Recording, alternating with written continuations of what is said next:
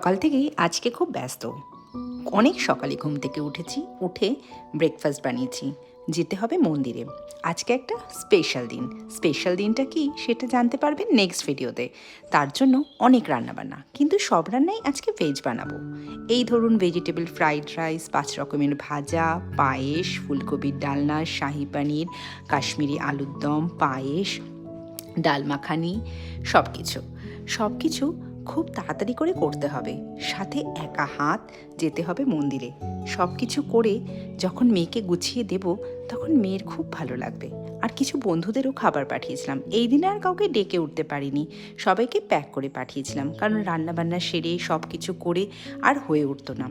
ভিডিওটা কেমন লাগলো আর আমার সাজানো কীরকম হয়েছে বলতে ভুলবেন না।